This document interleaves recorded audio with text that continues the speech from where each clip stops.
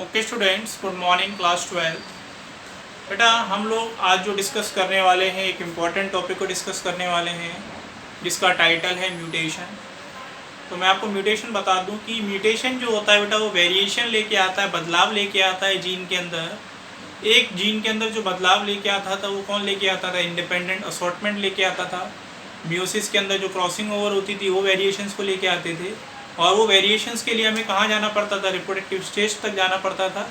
लेकिन म्यूटेशन जो होता है बेटा इसके अंदर वेरिएशन जो है वो लाइफ की किसी भी स्टेज में आ सकता है। ठीक है, जीन के अंदर बदलाव किसी भी स्टेज में हो सकता है, और वो वेरिएशन अगर आगे वाली जनरेशन में भी जाएगा तो वो हमें दिखाई देगा। तो इस तरह के जो सडन चेंजेस होते हैं जो हमारे जीन्स के अंदर मौजूद होते हैं, इन सडन चेंजेस को हम लोग बेटा म्यूटेशंस नाम देते हैं। क्या बोलते हैं बेटा? म्यूटेशंस बोलते हैं।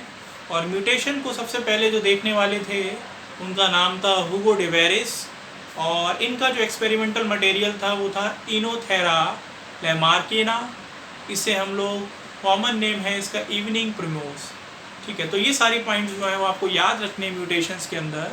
तो आइए देखते हैं म्यूटेशंस क्या होते हैं और कैसे हम लोग इनको समझने की कोशिश करते हैं। आज म्यूटेशन बहुत इम्पॉर्टेंट टॉपिक है, ध्यान से समझिएगा। एक चेंज होता है जीन के अंदर जो रिप्रोडक्टिव स्टेज के अंदर आता है, जब क्रोमोसोम्स होमोलोगस क्रोमोसोम्स आते हैं, उनके जो नॉन सिस्टर क्रोमेटिड्स होते हैं उनके बीच में क्रॉसिंग ओवर होती है, एक्सचेंज ऑफ जीन पार्ट्स होता है। लेकिन कुछ चेंजेस ऐसे होते हैं जीन्स के अंदर जो सडन चेंजेस होते हैं, इसको हम लोग बोलते हैं म्यूटेशन। तो म्यूटेशन हम लोग लिख सकते हैं it is the process by which, ये वो प्रोसेस है जिसके थ्रू क्या होता है? By which sudden change occur in the gene. जब हमारे जीन के अंदर सडन चेंजेस होते हैं तो उसे बेटा म्यूटेशन कहा जाता है। बहुत सिंपल है, ठीक है। अकर इन द जीन, या हम लोग इसे जेनेटिक मटेरियल कह सकते हैं। ठीक है, डीएनए के अंदर कह लीजिए, जेनेटिक मटेरियल, दोनों ही बातें सही हैं। ठीक है, जेनेटिक मटेरियल के अंदर डीएनए है तो डीएनए के अंदर किस में चेंज आएगा? जीन के अंदर चेंज आएगा। उसमें भी क्या होते हैं? नाइट्रोजन बेस होते हैं, उसके अंदर चेंज आएगा। इसके बाद हमसे नेक्स्ट पूछ सकता है फादर ऑफ म्यूटेशन कौन है? सबसे पहले म्यूटेशन को देखने वाले कौन थे? तो फादर म्यूटेशन जो है वो है बेटा ह्यूगो डे वेरिस। बहुत इम्पॉर्टेंट व्यक्ति हैं म्यूटेशन के अंदर, तो याद रखिएगा, इम्पॉर्टेंट है। पूछ सकता है कि फादर ऑफ म्यूटेशन कौन है? Hugo de Vries. ये वही व्यक्ति हैं जिन्होंने मेंडल को रीडिस्कवर करने में भी मदद की थी। ठीक है, 1900 में जब मेंडल को रीडिस्कवर किया गया था तो उसमें से एक नाम ह्यूगो डे वेरिस भी था, एक ऑरेंज से एक टेस्ट मार्क था, जो 1900 में रीडिस्कवर किया था मेंडल के वर्क को। तब जाके मेंडल के जो वर्क था उसको क्रेडिट मिल पाया था। ठीक है, तो ह्यूगो डे वेरिस, इनका एक्सपेरिमेंटल मटेरियल क्या था बेटा? उसको भी नोट कर लो, हो सकता है आपसे पूछ ले। एक्सपेरिमेंटल मटेरियल क्या था इनका? ओनोथेरा लैमार्किना। ठीक है, इनका जो एक्सपेरिमेंटल मटेरियल था उसका नाम था ओनोथेरा लैमार्कियाना। इसका साइंटिफिक कॉमन नेम तो ये है बेटा इवनिंग प्रिमोस, याद रखिएगा, इवनिंग प्रिमोस। इसके अंदर सबसे पहले ह्यूगो डे वेरिस साहब ने म्यूटेशन की स्टडी की थी। ठीक है, इस वजह से इसका नाम एक्सपेरिमेंटल मटेरियल है, यही एक्सपेरिमेंटल मटेरियल है। अब टाइप्स ऑफ म्यूटेशन की बात करते हैं। तो म्यूटेशन जो है वो कितने प्रकार का हो सकता है? Types of mutation. तो बेटा जीन में बदलाव के बेसिस पे म्यूटेशन जो है वो दो प्रकार का होता है। It is of two types. ठीक है, जीन में बदलाव के बेसिस पे म्यूटेशन जो है वो दो प्रकार का है। It is of two types. एक होता है बेटा पॉइंट म्यूटेशन, एक होता है पॉइंट म्यूटेशन। नाम से ही क्लियर है, ये वो म्यूटेशन है जो किसी एक पॉइंट पे होगा नाइट्रोजन बेस के अंदर।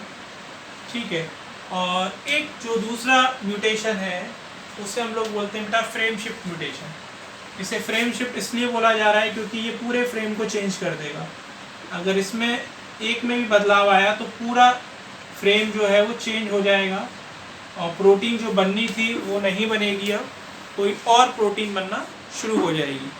तो म्यूटेशन जो होता है वो दो प्रकार का होता है, पॉइंट म्यूटेशन और फ्रेम शिफ्ट म्यूटेशन। सबसे पहले हम लोग पॉइंट म्यूटेशन को समझते हैं कि पॉइंट म्यूटेशन क्या होता है, किस तरीके से हम लोग इसको पहचान सकते हैं कि ये पॉइंट म्यूटेशन है, और किस तरीके से हम पहचान सकते हैं कि ये फ्रेम शिफ्ट म्यूटेशन है। तो सबसे पहले पॉइंट म्यूटेशन के बारे में बात करते हैं।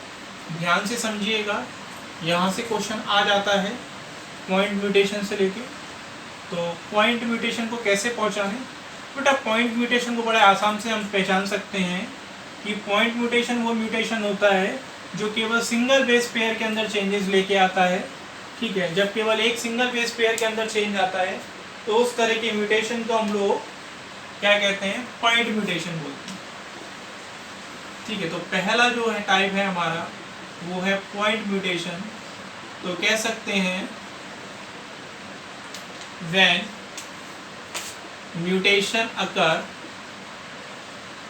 mutation occur only in a single base pair, only in a single base pair, only a single base pair and replaced by another base pair। ठीक है, replaced by another base pair। बहुत simple language में मैंने आपको बता दिया। Another base pair मतलब वही बात है कि यहाँ क्या होगा, सिंगल बेस पेयर के अंदर चेंज आएगा और बेस पेयर मिलके क्या बनाते हैं बेटा? एक जेनेटिक कोड बनाते हैं, और वो जेनेटिक कोड क्या करता है? किसी अमाइनो एसिड को कोड करता है। आप आगे वाले चैप्टर्स में ये पढ़ेंगे। अभी फिलहाल आप ये याद रखिए, जो बेस पेयर होते हैं, जैसे कि हमारे पास एक एग्जाम्पल है सिकल सेल एनीमिया का। तो ये जो सिकल सेल एनीमिया बीमारी है बेटा, इसके अंदर क्या होता है बेटा? पॉइंट म्यूटेशन हो जाता है।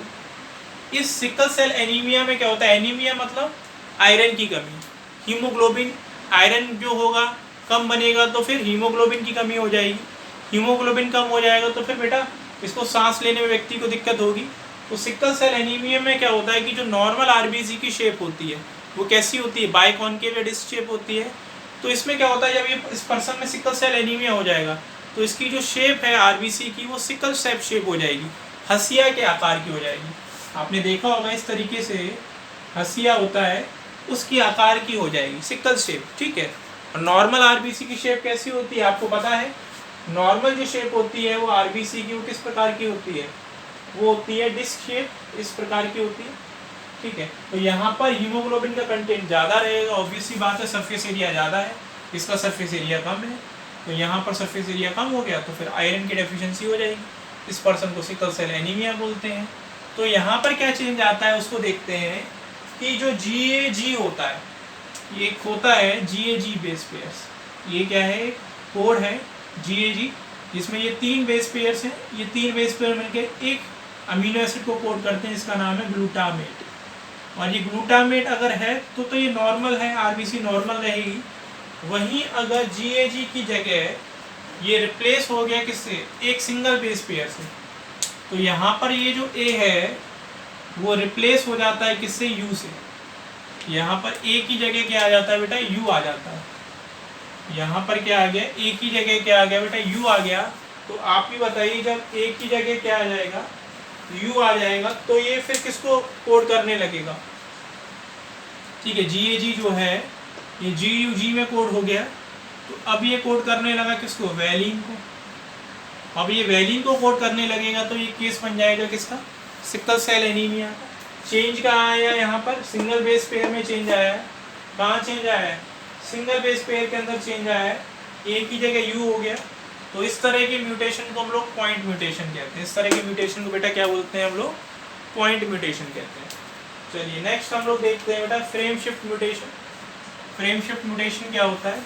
तो फ्रेम शिफ्ट म्यूटेशन जो होता है बेटा वो दो प्रकार का हो सकता है, या तो इंसर्शन हो सकता है या डिलीशन हो सकता है। इंसर्शन में क्या होगा? किसी बेस पेयर को जोड़ा जाएगा। डिलीशन में क्या होगा? किसी बेस पेयर को वहाँ से हटाया जाएगा। ठीक है, तो इन दोनों ही चेंज में क्या होगा? पूरा फ्रेम जो है वो चेंज हो जाएगा। पूरा फ्रेम क्या हो जाएगा? चेंज हो जाएगा बेटा। तो दूसरा तरह का म्यूटेशन जो है वो है फ्रेम शिफ्ट म्यूटेशन। क्या है बेटा? Frame shift mutation. दूसरा क्या है? फ्रेम शिफ्ट म्यूटेशन है। और ये फ्रेम शिफ्ट म्यूटेशन क्या होता है आप लोगों को पता ही है। जब म्यूटेशन जो है when mutation occur and it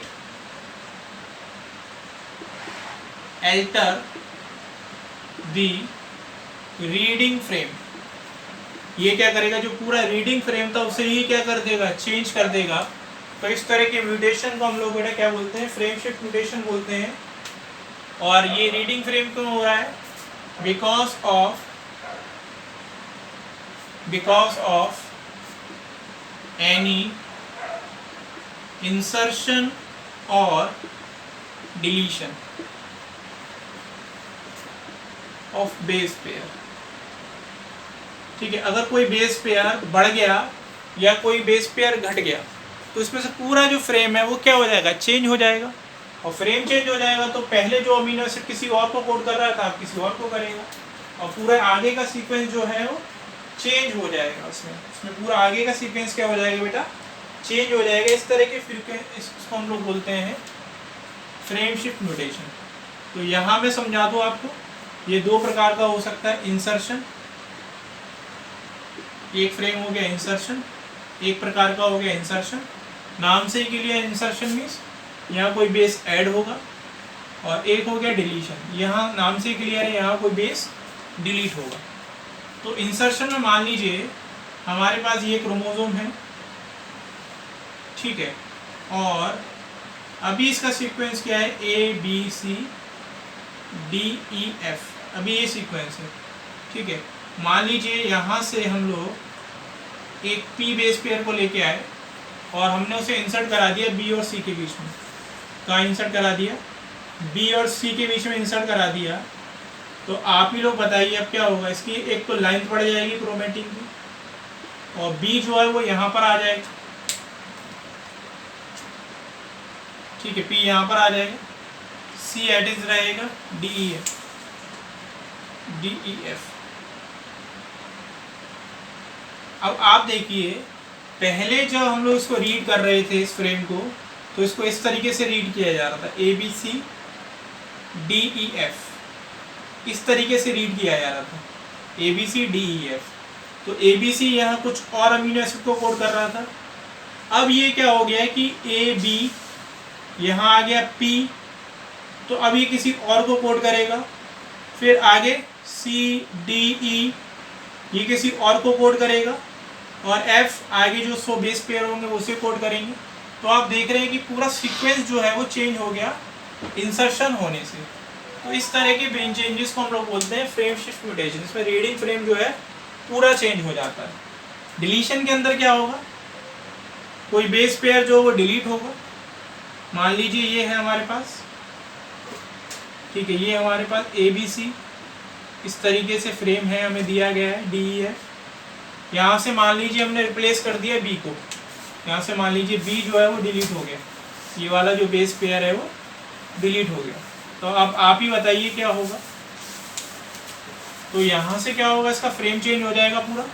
एक तो इसकी लेंथ छोटी हो जाएगी, क्योंकि अब यहाँ A रह गया और C रह गया, B तो गया, B डिलीट हो गया, DEF, ठीक है, ये हो गया हमारे पास DEF।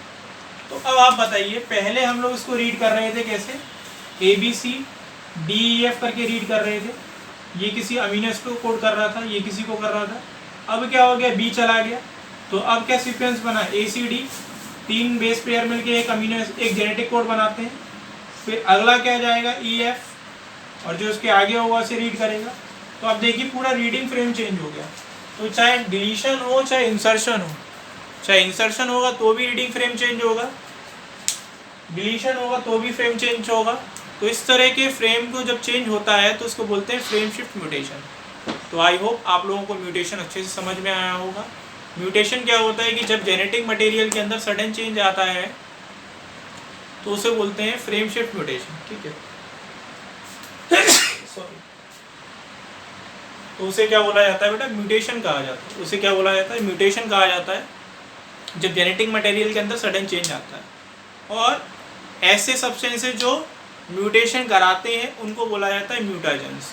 ठीक है, तो कुछ फिजिकल म्यूटाजेंस भी होते हैं, कुछ केमिकल्स भी होते हैं, कुछ बायोलॉजिकल म्यूटाजेंस भी होते हैं जो जीन के अंदर चेंजेस लेके आते हैं। ठीक है, आई होप आप लोगों को समझ में आया होगा। Thank you.